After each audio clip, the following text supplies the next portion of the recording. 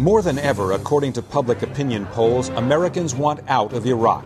The war has dragged on longer than most Americans imagined, and the White House and Pentagon are fighting an uphill political battle to bolster support for the war.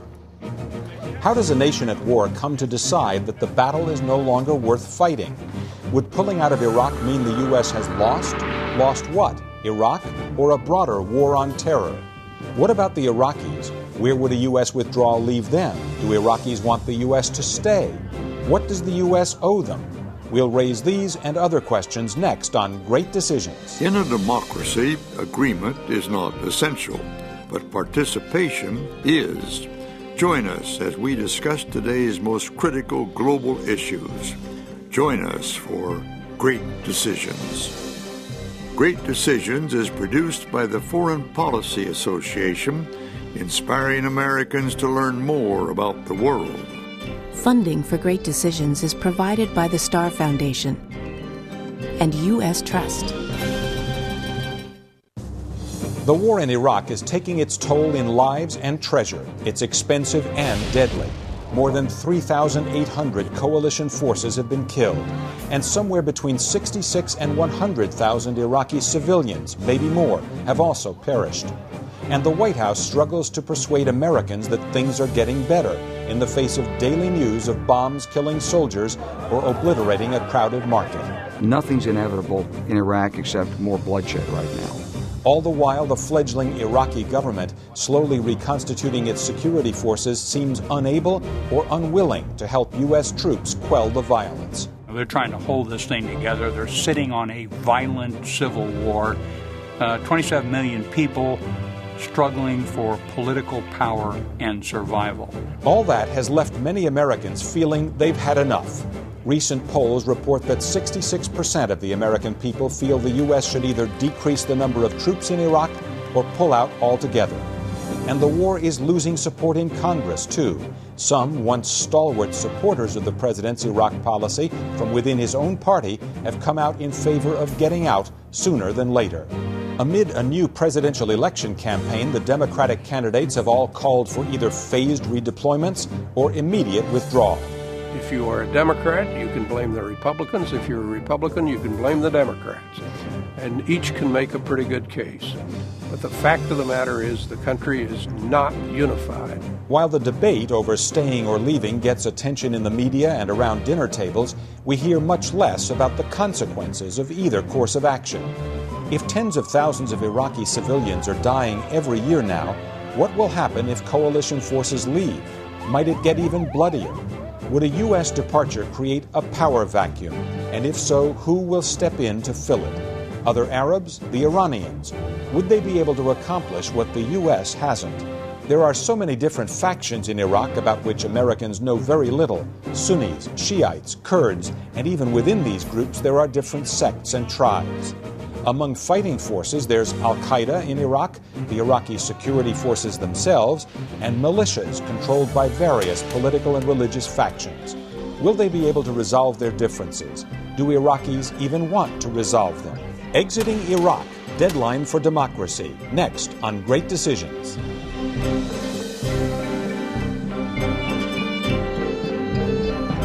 And now from our New York studios, here is Ralph Begleiter. Joining us to discuss the future of Iraq, both for Iraqis and for the United States, are Colonel Michael Meese, a political science and economics professor at the United States Military Academy at West Point, and a top advisor to current U.S. Commander in Iraq, General David Petraeus. And Les Gelb, Chairman Emeritus of the Council on Foreign Relations in New York, and a former Pentagon and State Department official and Pulitzer Prize-winning New York Times reporter. Welcome to you both. Colonel Meese, just as a matter of record here, you're in uniform here, and of course you're operating properly and naturally under chain of command rules as a member of the military. Does that mean you can't say anything that isn't the policy of the Commander-in-Chief or your direct commander, General Petraeus? No, thank you for asking, Ralph. It's great to be here. And I'm here in my capacity as a professor at West Point, although I spent the last 3 months working in Baghdad with General Petraeus. The comments that I'll make are those of my own only and not those of General Petraeus or the Army or any other organization. Okay. Gentlemen, let's just be clear for our audience as we're recording this. Things change quickly in Iraq, and we're not sure, obviously, what the future will bring. We're speaking about the war in Iraq, not Afghanistan, or what the president calls the war on terror. And at the moment, as we're recording this, there is no official policy about withdrawal or exit strategy or anything of that sort. The president and General Petraeus have made that clear. But we're kind of brainstorming about what's on the minds of a lot of American citizens, which is what happens in the future in Iraq.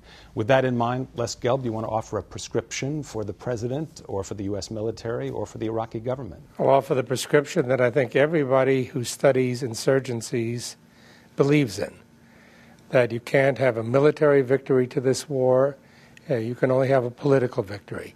And for that, we need a political settlement among the major Iraqi factions. And that has got to be the key to American strategy. If we do that right, it'll turn out all right. If we don't, no matter how good our military performs, we won't win. Colonel Meese?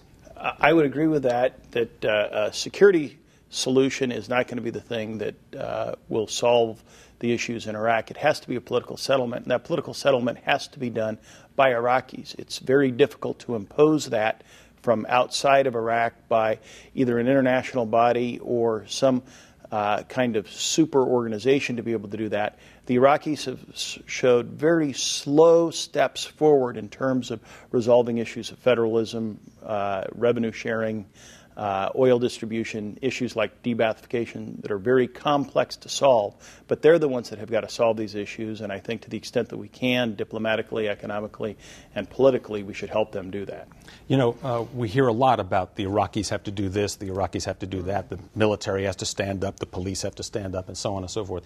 What incentive is there for any of the Iraqi factions at this point to help ease the pain of the United States, which began the war in 2003? For continuing the insurgency, their incentive is hatred and mistrust. Those are very powerful. And I guess all we can offer them on the other side is their common self-interest. It is the principle of federalism, allowing the major ethnic groups basically to run their own affairs with a limited but consequential central government in Baghdad. If you want that, that's available to you. If you're going to keep on killing each other and not make a political deal, what you'll do is drive this country apart and drive American support completely out of this war. And I think you've seen in some small cases that taking place where Iraqis have seen the alternative and then have chosen that. Let me give two examples. One that was widely noted last year was the change in Anbar, where Anbar citizens turned against al-Qaeda that had been supporting them when the Sunnis thought that they were going to be completely isolated from the government. They turned to al-Qaeda and partnered with them. And last year they turned against them, fought against them, and now Anbar, through late last year, was one of the most relatively peaceful, attacks diminishing, and a return to a sense of normalcy. And the Sunni Arabs that were in that Euphrates River Valley saw that that's what they wanted to go for. The same thing is true in even more problematic areas, such as the Abu Ghraib suburb of Baghdad, where the Shia government made accommodations with about 1,700 former insurgents and allowed them to be part of a local security force. So this, whether it's federalism or it is local control in specific areas, Iraqis can choose normalcy and see that that's an appropriate way forward as opposed to killing each other. You know, I think we've been speaking about kind of a national interest in Iraq, and there are some people, I think many people actually, who don't necessarily think Iraqi political leaders see a national interest. They're looking at a narrower interest, an interest associated with their religious faction or their geographic location or an economic interest or whatever. Congressman Lee Hamilton, former congressman from Indiana, who's the president of the Woodrow Wilson Center in Washington, told Great Decisions that he sees the leadership in Iraq as being more factional than national. Let's listen.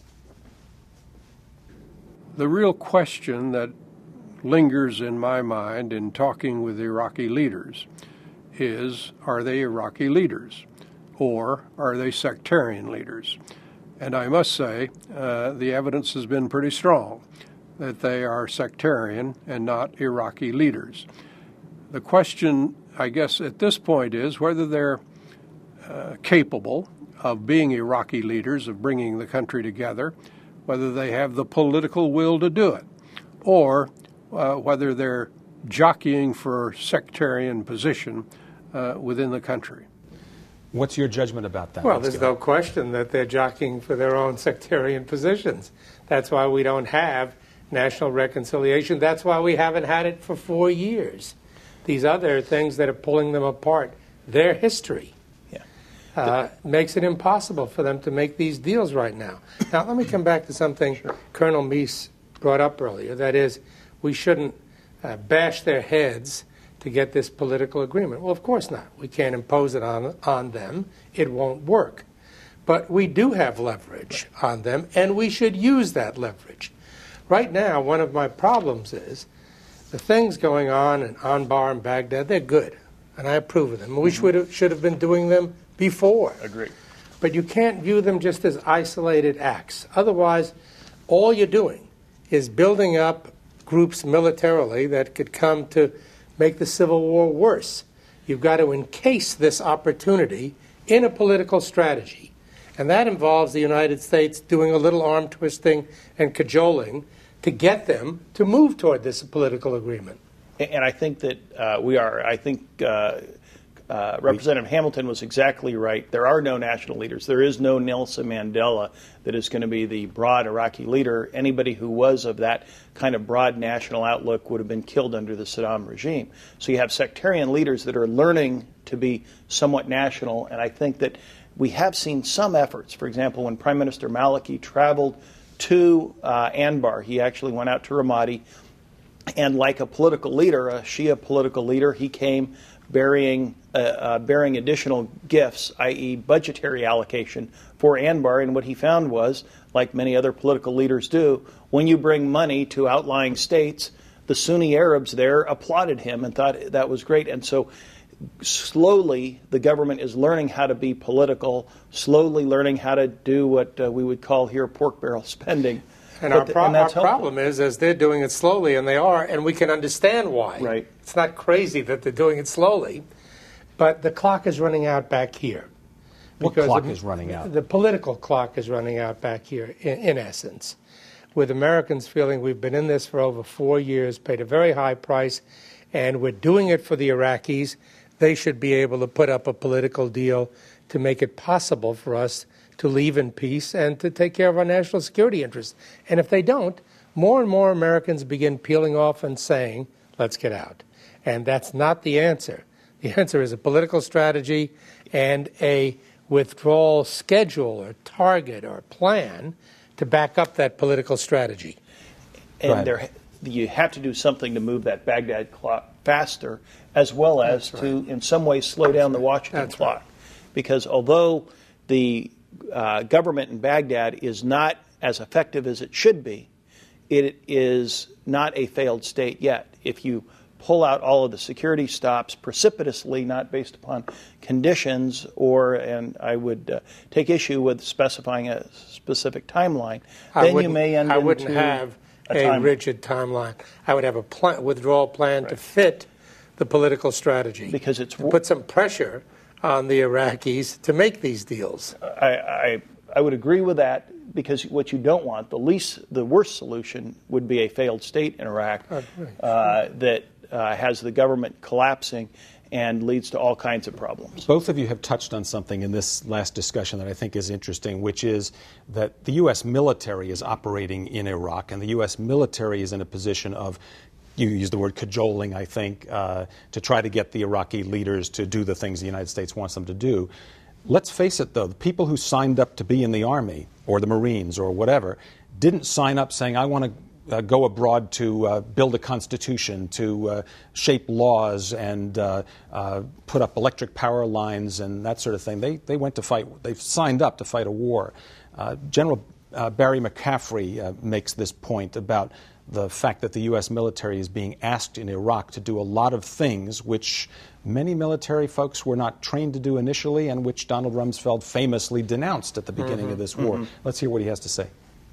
The military as a tool to wreck somebody else's military force is pretty decent.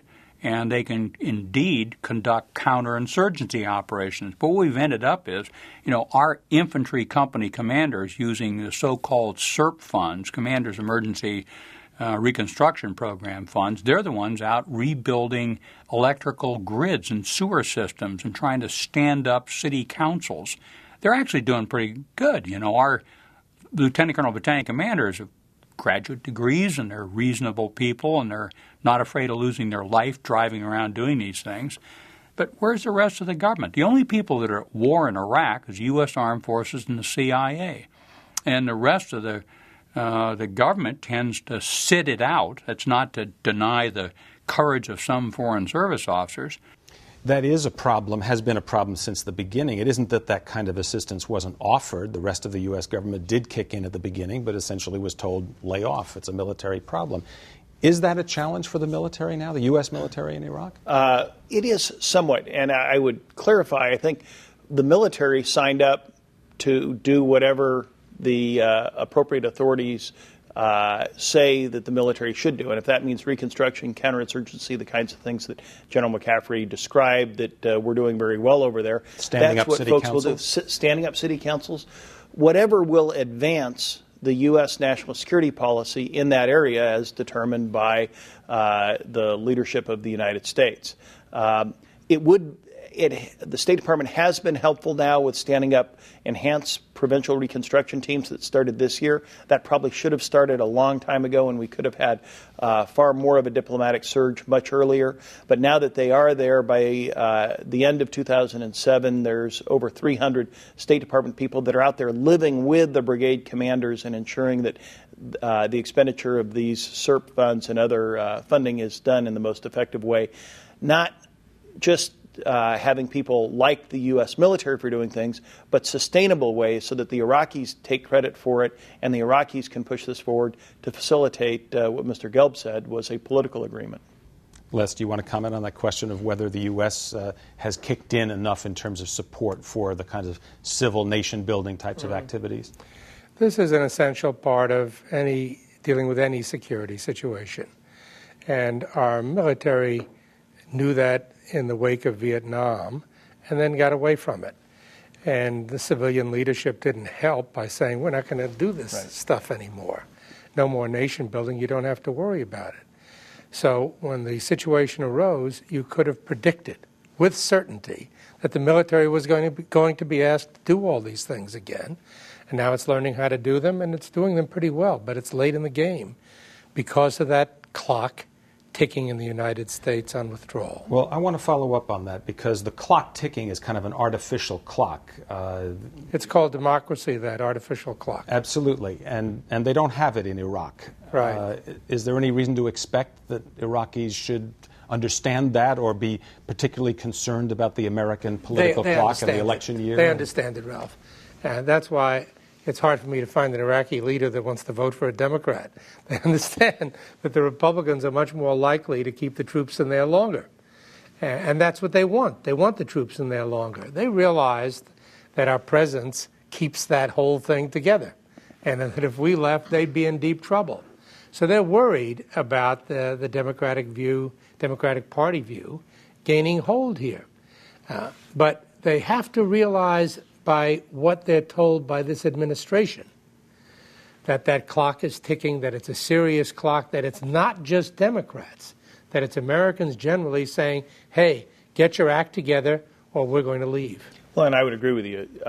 The Iraqis do understand that the clock is ticking back in Washington. They've had the benefit of 31 senators visiting Iraq from just February to August of last year, over 25% of the House, and most of them all met with Iraqi leaders, and they made that point to them, which is one of the reasons why they have made some very slight progress on some of the political accommodations. I mentioned the ones in Anbar, in Abu Ghraib, and other areas, and more will be made. 7 provinces by August of 2007 have been turned over to Iraqi control. By the end of 2007, it should be a total of about 14 provinces that are turned over to Iraqi control, where there's almost no U.S. forces, and the announced withdrawal of a timeline from 20 brigade combat teams to 15 brigade combat teams through 2008 does provide the incentive for Iraqis to take increasing control of more of their provinces. We've been talking about political clocks. I think that's just another way of talking about public opinion in the United States,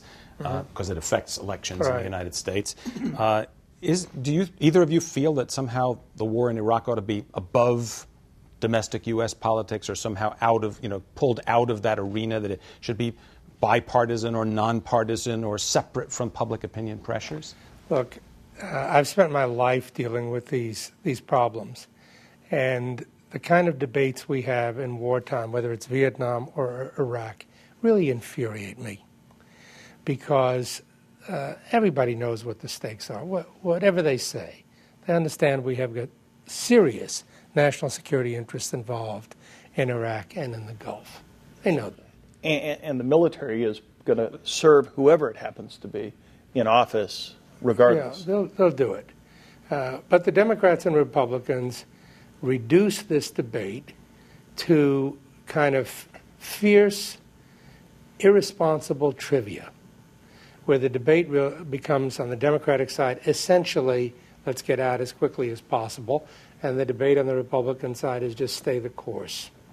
And if you talk to a lot of these people in private, they'll say much more sensible things. They'll say they understand we need to start meshing a political strategy of pushing the Iraqis toward a political deal with a withdrawal process, but they won't come together to say this. And it really because it's an election year. But it's also our national security. And at a certain point, that's got to mean more. And quite frankly, although they'll never test this proposition, I believe that if they acted in the way I'm talking about, the way they should be acting, that people would vote for them. They would say, these guys are sensible. I want them in office. Well, and that's exactly what a series like this is. Anybody that's watching the Great Decision series sees that it's a much more nuanced debate than the sound bites that you hear from political candidates on the stump. And that understanding that is, I think, to the credit of the American people, and is a sad commentary on some of the political leaders. Let's talk outside Iraq for just a moment. We're getting to the end of our program here. There are other people watching the clock as well. Iran is watching the clock. Saudi Arabia is watching the clock. Maybe Russia is watching the clock, and others, certainly in the Arab and Muslim world, are paying attention to the way this unfolds. General Wesley Clark, former NATO commander, spoke to Great Decisions. We asked him about what he sees in the strategic region there with regard to the end game in Iraq. There are rumors in the region that other countries from outside have provided funds to the Sunnis to encourage them to side with the Americans. And so we may be seeing the beginnings of a new kind of Iron Curtain moving across parts of Iraq as the Sunnis organize themselves to face the Shia power. So let me ask you this, in the broad scheme of things in the region, are the Iranians rooting for the Americans to get out or to stay in? You said the Iraqis want the Americans to stay in. Are the Saudis and other Arabs in the region looking for the United States to stay in, or they want the United States to get out? Look, the new threat, the new boogeyman in the region is Iran. And another one of my fetishes is I can't stand how Americans give away power to other countries. We're talking about Iran as the wave of the future in the Gulf and the Middle East. Iran is nothing compared to the United States. Its economy equals Connecticut's. Its military capability is like a pinky compared to the United States. But they can make trouble for the U.S. in the region. Iranian power in the region comes from American mistakes. That's how they have made themselves into the wave of the future. And we're only beginning to learn how to fight this war in Iraq after 4 years. That's how Iran has gotten its power. If we can get our act together in Iraq, Iran doesn't have very much to offer that region except to help troublemakers make trouble. Colonel Meese, your big picture view? I think what that shows is that when we withdraw from Iraq and pull down the number of brigade combat teams that we have there, the movie doesn't end there. We can't click the channel and turn off and not be involved in the Middle East. That the actors that General Clark talked about, Iran, Syria, Saudi Arabia, are still going to have a role there. And in fact, the future of Iraq, regardless of how it sorts itself out, is going to be inextricably linked to the U.S. national security concerns in the region. There's a lot more we can talk about in this topic. I'm afraid we're out of time. We're just going to have to leave it there for now. Thank you very much, Colonel Michael Meese, Political Science and Economics Professor at the U.S. Military Academy at West Point, and Les Gelb, Chairman Emeritus of the Council on Foreign Relations here in New York. Thanks for being with us on Great Decisions. And thank you as well for joining us on Great Decisions. I'm Ralph Begleiter. To learn more about topics discussed on Great Decisions, visit our website at www.greatdecisions.org. To order a copy of the Great Decisions Briefing Book, a DVD set of this series, or to join a Great Decisions discussion group in your area, contact the Foreign Policy Association. Funding for Great Decisions is provided by the Star Foundation and U.S. Trust.